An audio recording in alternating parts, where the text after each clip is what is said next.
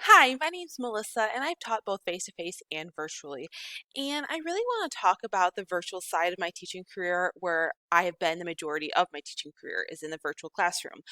And I remember my first time ever teaching virtually. I was confused, a lot was being thrown at me, tools, tech things, just a lot was thrown at me. I really didn't know where to start. And I was a little bit anxious about it, worried. I didn't really want to fail, but there's so much was coming at me. Well, after that experience, I went into where I'm working now, where I'm teaching virtually, and I knew where to start. I knew what I had to do. And that's what I want to share with you guys. To begin, learn your learning management system or your LMS, whether that is Google Classroom, Moodle, Blackboard, a website your class or your school has set up for you. Learn that system. Learn it, become very familiar with it. That should be your first step. Learn what you've been given so that you can really feel confident in it and help your students. Next, add what you know. You probably have some great material already set up. So PowerPoints, assignments, things like that. You might have to tweak some wording in it. So for example, if you had, hey, submit this assignment to my front desk, it might change that, hey, submit this to the file in Google Classroom. That's okay. Make little tweaks. Use what you have. Modify later, change later. Don't do that now. But add what you know, what you have. Then add supporting technology. So there might be things that you're really familiar with. So my second semester teaching where I'm at now, I knew I was confident with Google Forms. I've used them in the past, love them, and they really helped support my classroom. So I included Google Forms into my classroom to support my students, my curriculum, my class, and it really helped me as a teacher. So add technology that supports your class and that you know well. Then over time, keep doing research, whether it's webinars, Twitter, talking to peers. Do research about different things you can bring into your classroom to support your class. So for example, I learned about Google Voice. I could text my students. That was beautiful using a different phone number than my cell phone.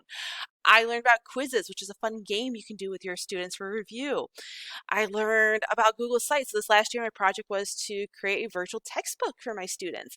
And every piece of technology that I incorporated into my LMS and into my class was really there to support the system, support my students, support me. And I made sure not to add too much. And that's my next piece of advice.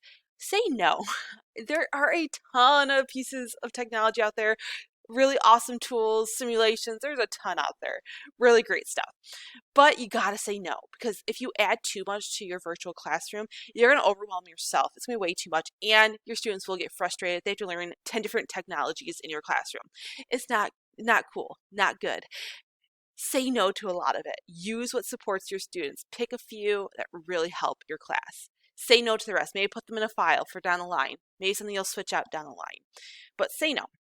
Which leads me to my next thing. Practice makes progress, not perfect. I tell my students this all the time, and I'm going to tell you guys this. Practice makes progress, not perfect. So think back to your first year teaching, whether that was face-to-face, hybrid, virtual, whatever you guys were doing your first year.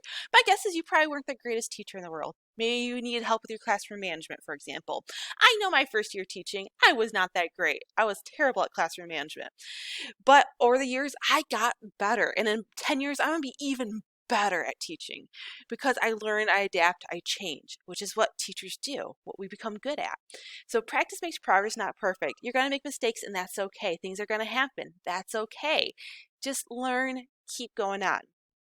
Which brings me to my last point. Make sure to go easy on yourself. Things are going to happen. Technology is going to fail. It's going to happen. I mean, you'll be in the middle of a class with your students and the internet will completely go out. That's okay. It happens. You just kind of step away, maybe send an email out, be like, okay, not a good tech day. That's okay. And you move on with your kids. You give flexibility to yourself and your students. But overall, you got this. Just take this step by step and big things, learn your LMS first. Add what you know. Add that supporting technology that you're familiar with. Keep on researching because you'll find things to make your life a lot easier and make things go a lot smoother in your class.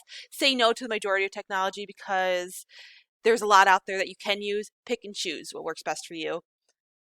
Keep making progress, keep learning, keep adapting. You'll do great. And of course, last, go easy on yourself. It's going to be okay. You've got this.